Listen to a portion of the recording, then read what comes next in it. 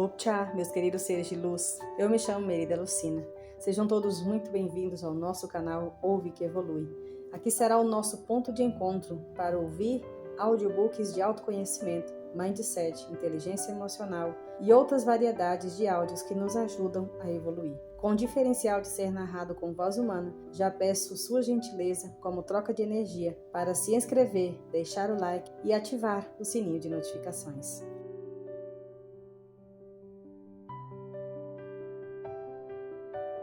Capítulo 9. Educação e religião. Pergunta. Isso é coisa profunda, Sua Majestade. Vamos voltar à discussão de assuntos mais leves e mais concretos, e que provavelmente vão interessar a maioria das pessoas. Estou interessado em discutir as coisas que fazem as pessoas felizes e miseráveis, ricas e pobres, doentes e saudáveis. Em resumo, estou interessado em tudo que pode ser usado por seres humanos de tal forma que a vida possa pagar dividendos satisfatórios, como retorno para o esforço que se coloca nesse negócio que se chama viver. Resposta. Muito bem.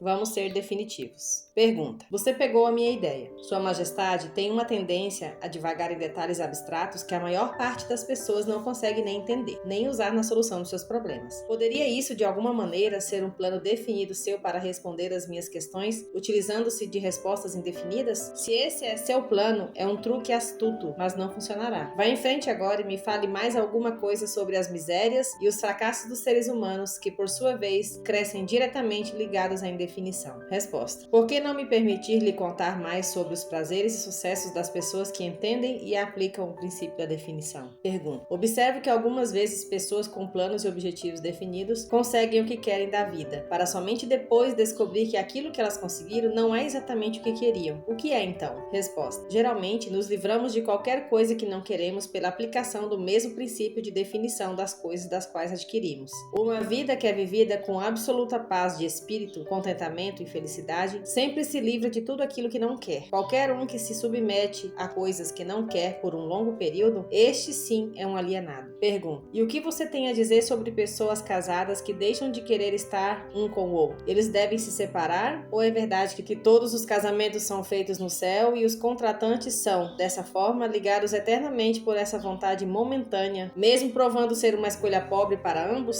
Resposta. Primeiro, deixe-me corrigir esse velho ditado de que todos os casamentos são feitos no céu. Eu conheço alguns que são feitos do meu lado da cerca. Mentes que não se harmonizam jamais deveriam ser forçadas a permanecer juntas no casamento ou em qualquer tipo de relacionamento. O atrito e todas as formas de discórdia entre as mentes levam inevitavelmente para o hábito da alienação e, consequentemente, para a indefinição. Pergunta. As pessoas não são algumas vezes ligadas umas às outras por uma relação do dever, o que acaba sendo impraticável para eles tirarem da vida o que elas mais querem? Resposta. Dever é uma das palavras mais abusadas e mal entendidas da existência. O primeiro dever de cada ser humano é consigo mesmo. Cada pessoa deve a si mesma o dever de encontrar como viver uma vida plena e feliz. Além disso, se a pessoa possui tempo e energia extras e que não são necessárias para preencher os seus próprios desejos, ela deve assumir a responsabilidade de ajudar os outros.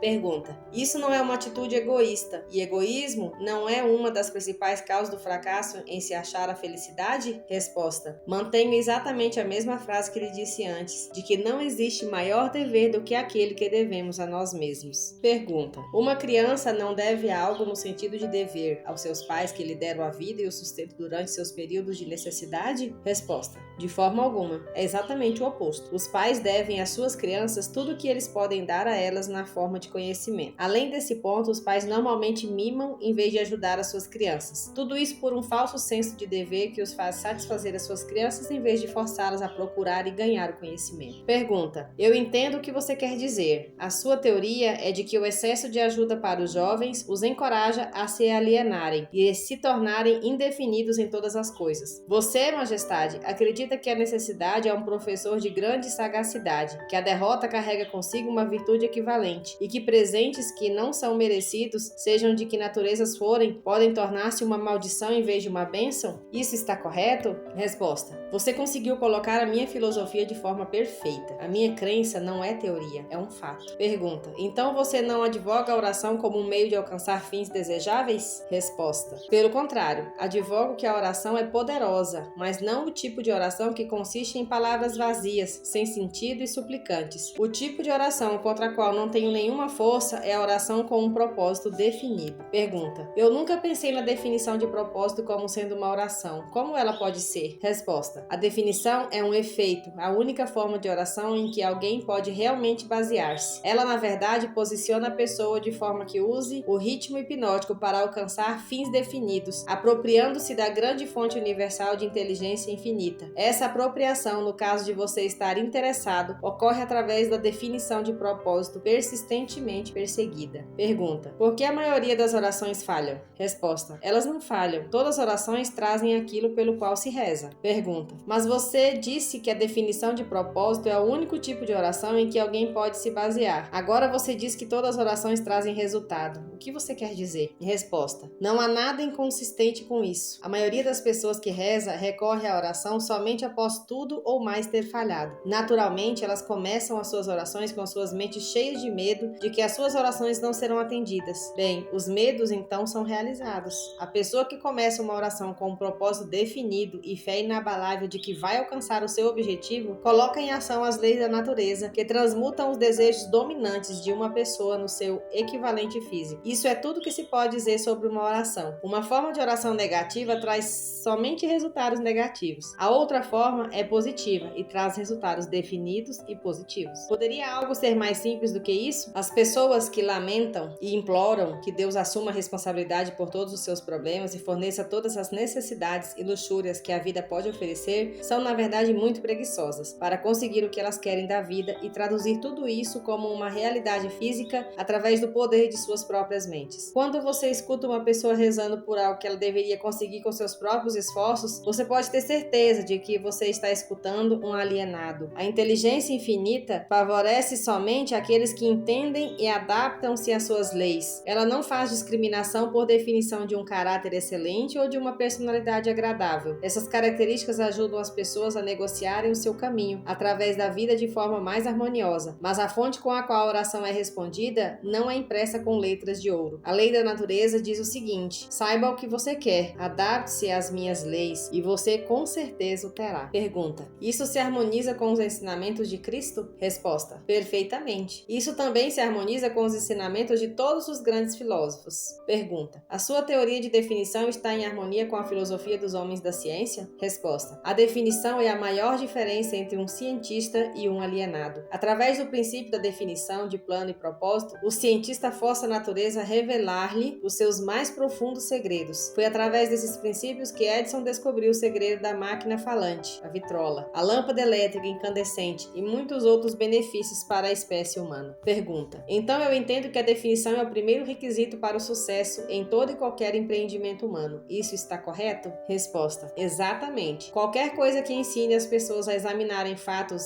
e conectá-los a planos definidos através de um pensamento apurado vai dificultar a minha profissão. Se essa sede por conhecimento definido que agora está se espalhando pelo mundo mantiver-se assim, meu negócio ficará ameaçado dentro dos próximos séculos. Eu triunfo na ignorância, na superstição, na intolerância e no medo, mas não consigo manter-me de pé ante um conhecimento definido, propriamente organizado em planos definidos nas mentes das pessoas que pensam por si mesmas. Pergunta: por que você não assume a onipotência e administra todos os trabalhos da sua própria maneira? Resposta: você pode também perguntar por que a porção negativa do elétron não toma conta da porção positiva e faz todo o trabalho. A resposta é que ambas as cargas positiva e negativa da energia são necessárias para a existência do elétron. Uma é balanceada igualmente contra a outra e assim deve permanecer. E é dessa forma que ocorre a relação entre a onipotência e eu. Representamos as forças positivas e negativas de todo o sistema dos universos e estamos igualmente balanceados uma contra a outra. Se essa força de equilíbrio fosse modificada, mesmo que num ínfimo grau, todo o sistema dos universos se tornaria rapidamente reduzida e uma massa de matéria inerte. Agora você sabe por que eu não posso tomar conta de todo o show e simplesmente fazer tudo do meu jeito. Pergunta: se o que você diz é verdade, você tem exatamente o mesmo poder que a onipotência possui. Isso é verdadeiro? Resposta: isso está correto. A minha oposição a quem você chama onipotência se expressa através das forças que você chama de boas, as forças positivas da natureza. Eu me expresso através de forças que você chama de más, as forças negativas da natureza. Tanto bem quanto mal são forças que devem coexistir na natureza. Uma é tão importante quanto a outra. Pergunta: então a doutrina da predestinação é verdadeira? As pessoas nascem nascem para o sucesso ou para o fracasso, para a miséria ou para a felicidade, para serem boas ou más, e elas nada têm a ver com isso e muito menos podem modificar as suas naturezas. É isso que você está afirmando? Resposta: enfaticamente, não. Cada ser humano possui uma ampla gama de escolhas, tanto para os seus pensamentos quanto para as suas ações. Cada ser humano pode usar o seu cérebro para a recepção e para a expressão de pensamentos positivos, ou pode usá-lo para expressar pensamentos negativos. A sua escolha nesse assunto, tão importante, molda toda a sua vida. Pergunta: pelo que você disse, pude perceber que os seres humanos possuem mais liberdade de expressão do que você ou a sua oposição. Isso está correto? Resposta: sim, isso está correto. Tanto eu quanto a onipotência somos limitados por leis imutáveis da natureza. Nós não podemos nos expressar, seja de que maneira for, se não for em conformidade com essas leis. Pergunta: então é verdade que o homem possui direitos e privilégios não disponíveis nem para a onipotência nem para o diabo? Isso é a verdade? Resposta: sim, isso é a verdade. Mas você também tem que acrescentar que o homem ainda não acordou totalmente para dar-se conta de sua força em potencial. O homem ainda se considera algo como uma poeira no vento, quando na realidade ele possui muito mais poder do que todas as criaturas vivas combinadas. Pergunta: a definição de propósito parece ser uma panaceia para todos os males do homem. Resposta: talvez não isso, mas você pode ter certeza de que ninguém se tornará autodeterminado sem a definição de propósito. Pergunta: por que não ensinam para as crianças sobre a definição de propósito nas escolas? Resposta: pela razão de que não existe um plano definido ou propósito por trás de qualquer currículo escolar. As crianças são enviadas para a escola para ganhar um diploma escolar e aprender como memorizar, não para aprender o que elas realmente querem da vida. Pergunta: qual o benefício de um diploma escolar se não se consegue convertê-lo em realizações espirituais e materiais da vida? Resposta: eu sou somente o diabo e não sou um resolvedor de enigmas. Pergunta: eu deduzo por tudo que você diz que nem as escolas e nem as igrejas preparam os jovens do mundo com um conhecimento prático de como funcionam as suas próprias mentes. Existe alguma coisa de maior importância para um ser humano do que o entendimento das forças e circunstâncias que influenciam a sua própria mente? Resposta: a única coisa de valor duradouro para qualquer ser humano é o conhecimento de como opera a sua própria mente. As igrejas não permitem que uma pessoa investigue e adentre para conhecer as potencialidades de sua própria mente, e as escolas tampouco reconhecem tais potencialidades. Pergunta: você não está pegando um pouco pesado com as escolas e com as igrejas? Resposta: não, eu estou apenas as descrevendo como elas são, sem tendências ou preconceitos.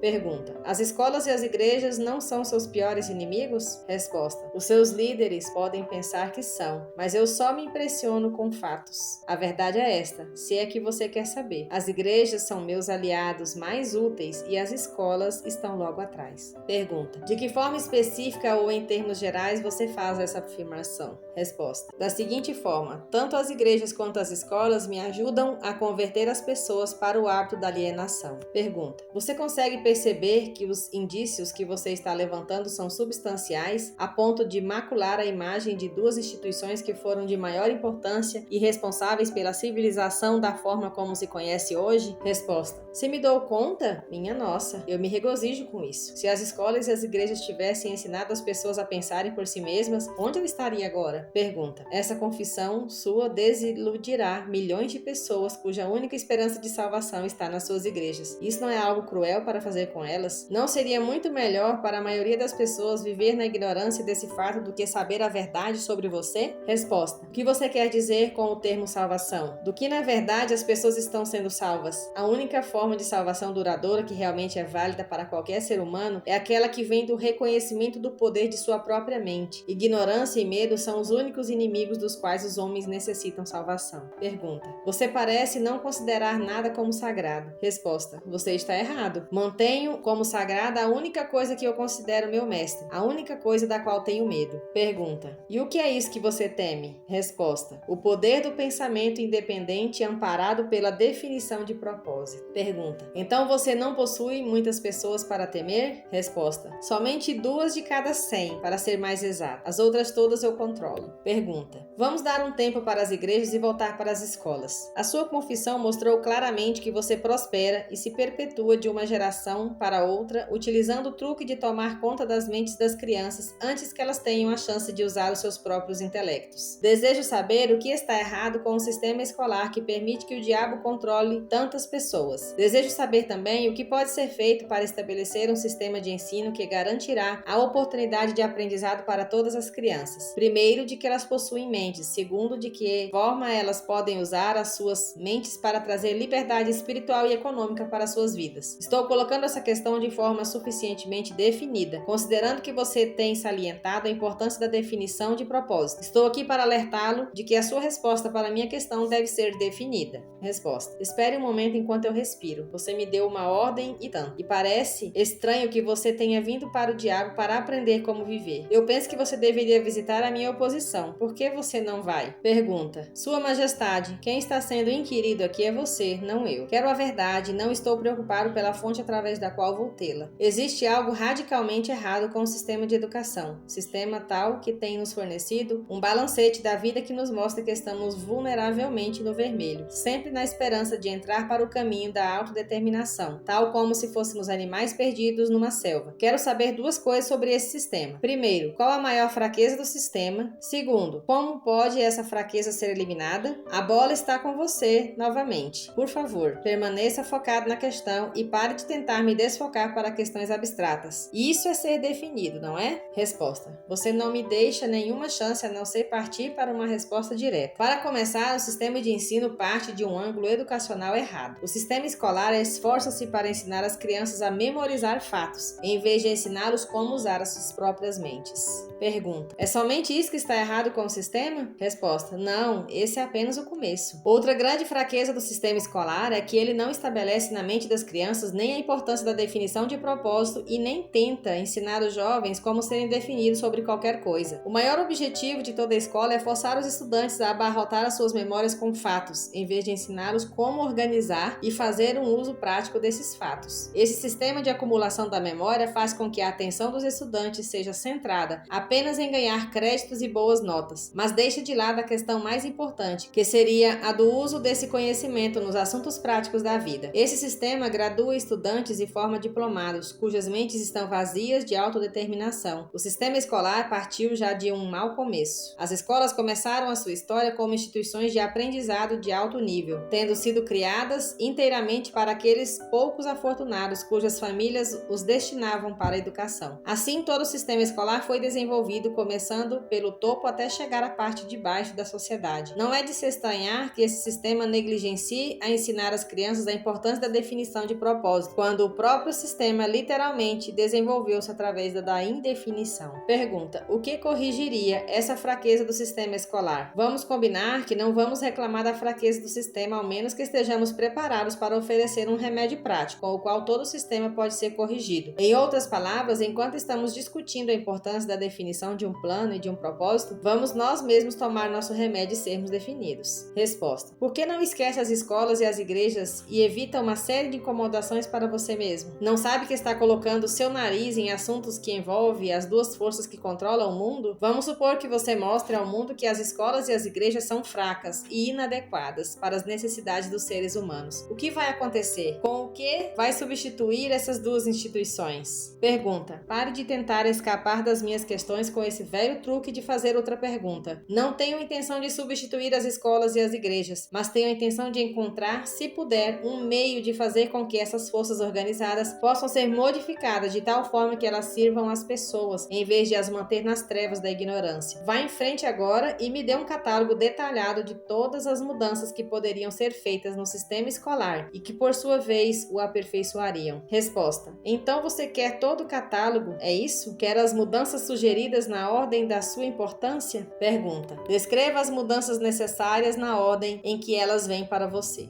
Resposta: você está me forçando a cometer um ato de traição contra mim mesmo, mas aqui está. Reverta o presente sistema dando às crianças o privilégio de liderar nos seus trabalhos escolares. Em vez de seguir regras ortodoxas estabelecidas somente para compartilhar conhecimento abstrato. Deixe os instrutores servirem como estudantes e deixe os estudantes servirem como instrutores, tanto quanto possível. Organize todos os trabalhos das escolas em métodos definidos, através dos quais os estudantes possam aprender fazendo, e direcione o trabalho da classe de tal forma que todo estudante esteja engajado em alguma forma de trabalho prático, conectado com os problemas diários da vida. As ideias são o começo de todas as realizações humanas. Ensine todos os estudantes como reconhecer ideias práticas que podem ser de grande benefício para ajudá-los a adquirir o que quer que seja que a vida exija deles. Ensine os estudantes como fazer uma administração efetiva do tempo e, sobretudo, ensine a verdade que o tempo é o ativo mais valioso disponível para todos os seres humanos e também o mais barato. Ensine o estudante os motivos básicos pelos quais todas as pessoas são influenciadas e mostre a eles como usar esses motivos para adquirir as necessidades e os luxos da vida. Ensine às crianças o que comer, o quanto comer e qual a relação existe entre uma boa alimentação e um corpo saudável. Ensine às crianças a verdadeira natureza e a função da emoção do sexo e, sobretudo, ensine a eles que o sexo pode ser transmutado em uma força propulsora capaz de levar qualquer um ao topo de suas realizações. Ensine às crianças a importância de serem definitivas em todas as coisas, começando com a escolha de um grande propósito definido para a vida. Ensine às crianças o princípio do hábito e de que este pode ser bom ou mau, usando as experiências do dia a dia como exemplo para elas. Ensine às crianças como hábitos tornam-se permanentes através do ritmo hipnótico e as influencia a adotar, enquanto ainda estão no início dos anos escolares, hábitos que as levarão a ter pensamentos independentes. Ensine às crianças a diferença entre derrota temporária e fracasso. Ensine a elas como procurar pela semente de uma vantagem equivalente que toda derrota traz consigo. Ensine às crianças a importância de expressarem seus próprios pensamentos sem medo e ensine-as a aceitar ou rejeitar por sua própria vontade todas as ideias dos outros, reservando para si mesmas sempre o privilégio de as submeterem ao seu próprio julgamento. Ensine as crianças a tomarem decisões prontamente e a mudá-las, mesmo que sejam todas, vagarosamente e com relutância e nunca sem uma razão definida. Ensine às crianças que o cérebro humano é o instrumento com o qual se recebe da grande fonte central da natureza a energia que é especializada em pensamentos definidos, de que o cérebro não pensa, mas serve como um instrumento para a interpretação dos estímulos que causam o pensamento. Ensine às crianças o valor da harmonia em suas próprias mentes e que isso é possível somente através do autocontrole. Ensine às crianças a natureza e o valor de ter autocontrole. Ensine às crianças que existe uma lei de retornos crescentes que pode e deve ser colocada em operação como um hábito, mostrando que se deve sempre prestar mais e melhores serviços do que é esperado delas. Ensine às crianças a verdadeira natureza da regra de ouro e, sobretudo, mostre a elas que através da operação desse princípio, tudo que elas fazem para e por outros, elas acabam fazendo para si mesmas. Ensine as crianças a não terem opiniões a não ser que sejam formadas por fatos ou crenças que possam ser razoavelmente aceitas como verdadeiros fatos. Ensine as crianças que cigarros, bebidas, drogas e o sexo em demasia destroem a força de vontade e acabam levando ao ato da alienação. Não proíba esses males, apenas explique para elas. Ensine as crianças sobre o perigo de acreditar em qualquer coisa meramente porque os seus pais, os seus instrutores religiosos ou qualquer outra pessoa tenha dito para fazê-los. Ensine as crianças a encararem fatos, sejam eles agradáveis ou desagradáveis, sem recorrer a subterfúgios ou sem oferecer-lhes álibis. Ensine as crianças a encorajarem o uso do seu sexto sentido, através do qual as ideias apresentam-se em suas mentes de fontes desconhecidas e a examinar tais ideias cuidadosamente. Ensine às crianças a importância da lei da compensação, tal como foi interpretada por Ralph Waldo Emerson, e mostre a elas como essa lei trabalha nos eventos do dia a dia, mesmo nos menores. Ensine às crianças que a definição de propósito amparada por planos definidos persistentemente e continuamente aplicados é a forma mais eficaz de oração disponível para os seres humanos. Ensine às crianças que o espaço que elas ocupam no mundo é medido pela qualidade e pela quantidade de serviço útil que elas prestam para o mundo. Ensine às crianças que não existe nenhum problema que não tenha uma solução apropriada e que a solução, na maior parte das vezes, pode ser encontrada nas circunstâncias que criaram o problema. Ensine às crianças que as suas únicas limitações reais são aquelas impostas crianças por si mesmas, ou que elas permitem que outros estabeleçam em suas próprias mentes. Ensine a elas que tudo que um homem pode conceber e acreditar, ele pode alcançar. Ensine às crianças que todas as escolas e todos os livros de texto são elementos essenciais que podem ser úteis no desenvolvimento de suas mentes, mas que a única escola de real valor é a grande universidade da vida, onde se tem o privilégio de aprender pela experiência. Ensine as crianças a serem verdadeiras consigo mesmas em todos os momentos e, considerando-se que elas não podem satisfazer a todos, elas devem ter sempre em mente que precisam satisfazer-se a si mesmas. Pergunta: essa é uma lista imponente, mas me parece óbvio pelo fato de que ela ignora praticamente todas as matérias que agora são ensinadas nas escolas. Era essa a intenção? Resposta: sim. Você me pediu uma lista de mudanças sugeridas no currículo escolar, as quais beneficiariam as crianças. Foi isso que eu lhe dei. Pergunta: algumas das mudanças que você sugere são tão radicais que chocariam a maioria dos educadores de hoje. Você não acha? Resposta: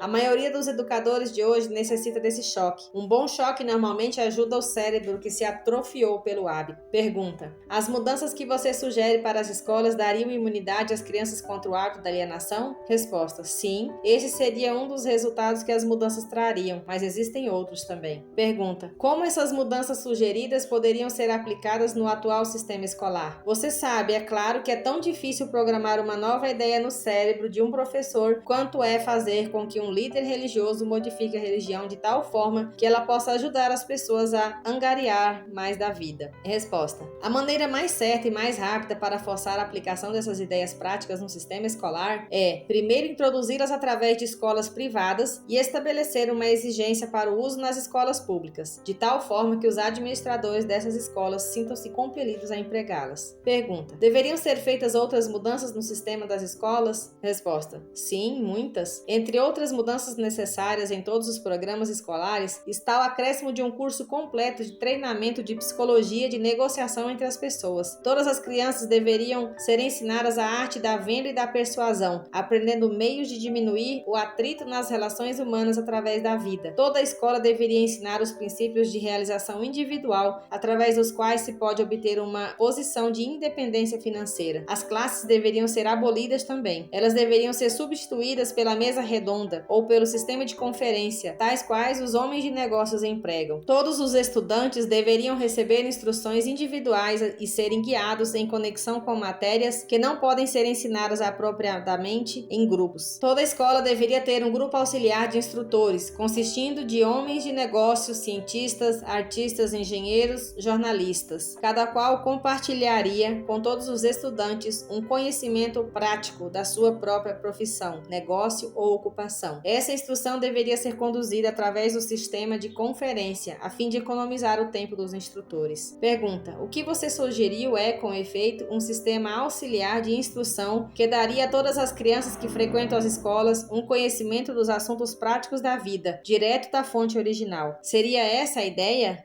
Resposta: você colocou corretamente. Pergunta: vamos esquecer um pouco o sistema escolar por agora e vamos voltar para as igrejas por um momento. Toda a minha vida eu ouvi clérigos pregando contra o pecado e advertindo pecadores a ficarem atentos e se arrependerem, pois essa seria a única maneira de serem salvos. Mas nunca ouvi nenhum deles me dizer o que realmente é o pecado. Você me daria alguma luz nessa questão? Resposta: pecado é qualquer coisa que alguém faça ou pense e que cause infelicidade para si mesmo ou para os outros. Seres humanos que estão em ótimas condições físicas e em perfeita saúde espiritual deveriam estar em paz consigo mesmos e sempre felizes. Qualquer forma de miséria mental ou física indica a presença do pecado. Pergunta: nomeie algumas das formas comuns de pecado. Resposta: comer em excesso é uma forma de pecado porque leva à perda da saúde e à miséria. O excesso de sexo é um pecado porque quebra a força de vontade da pessoa e a leva para o hábito da alienação. Permitir que a mente seja dominada por pensamentos negativos de inveja, ganância, medo, ódio, intolerância, vaidade, autopiedade ou desencorajamento é uma forma de pecado, porque esses estados mentais levam para o hábito da alienação. Enganar, mentir e roubar também são pecados, porque esses hábitos destroem o autorrespeito, submetem a consciência e levam à infelicidade. É um pecado também permanecer nas trevas da ignorância, porque a falta de conhecimento leva à pobreza e à perda de autoconfiança. É um pecado aceitar da vida qualquer coisa que que não se queira, porque isso indica uma forma imperdoável de negligenciar o uso da mente. Pergunta: é um pecado alienar-se através da vida, sem um objetivo definido, plano ou propósito? Resposta: sim, porque esse hábito leva à pobreza e destrói o privilégio da autodeterminação. Ele também priva uma pessoa do privilégio de usar a sua própria mente como um meio de contato com a inteligência infinita. Pergunta: você é o inspirador-chefe do pecado? Resposta: sim, o meu negócio, como eu já disse, é ganhar o controle das mentes das pessoas de todos os meios possíveis. Pergunta: você consegue controlar a mente de uma pessoa que não comete pecados? Resposta: não consigo, porque essa pessoa nunca permite que a sua mente seja dominada por qualquer forma de pensamento negativo. Não consigo entrar na mente de quem não peca, muito menos controlá-la. Pergunta: quais são as formas mais comuns e mais destrutivas de todos os pecados?